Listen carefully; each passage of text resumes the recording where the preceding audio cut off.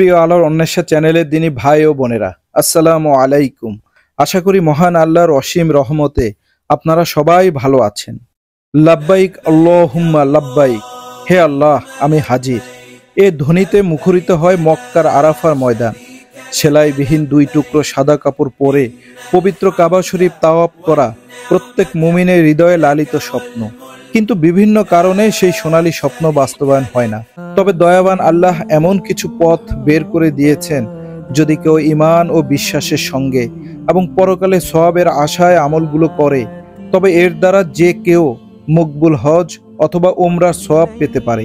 বন্ধুরা, প্রিয় নবীজি সাল্লাল্লাহু আলাইহি ওয়াসাল্লাম যেসব আমলের বিনিময়ে পবিত্র হজ এবং উমরার সওয়াব লাভ করার কথা বলেছেন, এখন আমরা তা আলোচনা করব। ১. মসজিদের দিন শেখা বা শেখানো। দিন শেখা বা শেখানোর কথা বিভিন্ন হাদিসে ফুটে উঠেছে। আর দিন শেখা বা শেখানোর উদ্দেশ্যে মসজিদে যাওয়া অনেক বড় সওয়াবের একটি কাজ। আবু উমামা রাদিয়াল্লাহু তাআলা আনহু থেকে বর্ণিত, রাসূলুল্লাহ সাল্লাল্লাহু আলাইহি ওয়াসাল্লাম বলেন, যে ব্যক্তি মসজিদে গেল কোনো ভালো কথা শেখা বা শেখানোর উদ্দেশ্যে, সে পরিপূর্ণ রূপে হজ আদায়কারী একজন ব্যক্তির মতো সওয়াব লাভ করবে। সুবহানাল্লাহ। ২. নামাজের পর জিকির। অল্প সময় নামাজের পর তাসবিহ পাঠ করার দ্বারা হজের সওয়াব মেলে।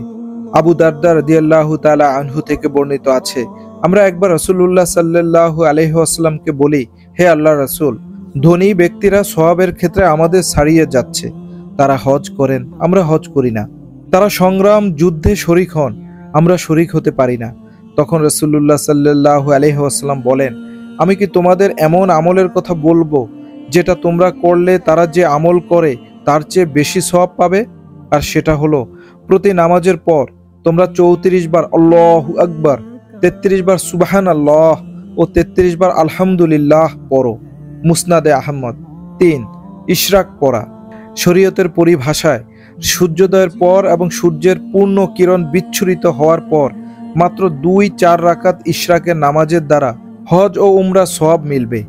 আনাস রাদিয়াল্লাহু তাআলা আনহু থেকে বর্ণিত, রাসূলুল্লাহ সাল্লাল্লাহু আলাইহি ওয়াসাল্লাম বলেন, যে ব্যক্তি জামাতের সঙ্গে ফজরের নামাজ আদায় করে, এরপর বসে থেকে সূর্য না ওঠা পর্যন্ত জিকির আজকারে নিমগ্ন থাকে, পরে 2 রাকাত নামাজ আদায় করে, সে একটি হজ ও একটি উমরার সওয়াব লাভ করবে। পরিপূর্ণ পরিপূর্ণ পরিপূর্ণ। সুবহানাল্লাহ। ৪. পিতামাতার সেবা করা। পিতামাতার সেবা ও তাদের সঙ্গে সৎ ব্যবহার করার দ্বারা হজের সওয়াব লাভ হয়। আনাস ইবনে মালিক রাদিয়াল্লাহু তাআলা আনহু বর্ণনা করেন, জনৈক ব্যক্তি রাসূল সাল্লাল্লাহু আলাইহি ওয়াসাল্লামের কাছে এসে বলল, আমি জিহাদের সংগ্রামে অংশ নিতে চাই, কিন্তু আমার সেই সামর্থ্য ও সক্ষমতা নেই। তখন রাসূলুল্লাহ সাল্লাল্লাহু আলাইহি ওয়াসাল্লাম তাকে জিজ্ঞেস করেন, তোমার মাতা পিতার কেউ কি জীবিত আছেন? লোকটি বলল, আমার মা জীবিত আছেন।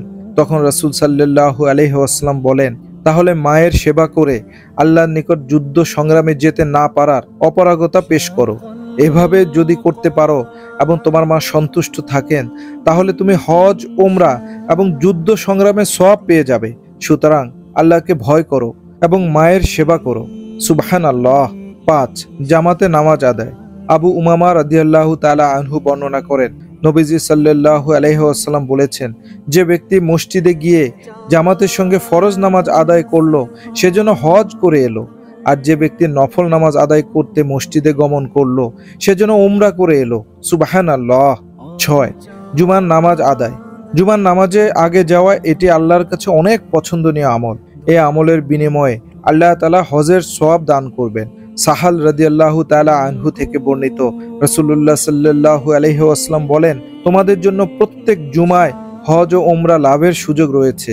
হজের সওয়াব লাভের জন্য সর্বাগ্রে তথা দ্বিপ্রহরে মসজিদে যাওয়া, আর জুমার নামাজের পর আসরের নামাজের জন্য অপেক্ষা থাকার দ্বারা উমরার সওয়াব লাভ হয়।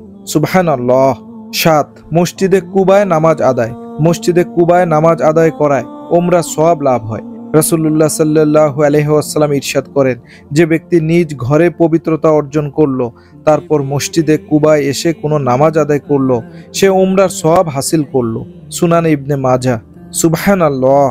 মহান আল্লাহ তাআলা আমাদের সবাইকে আজকের আলোচিত আমলগুলো করার মাধ্যমে পবিত্র হজ এবং উমরা করার সওয়াব লাভের তৌফিক দান করুন।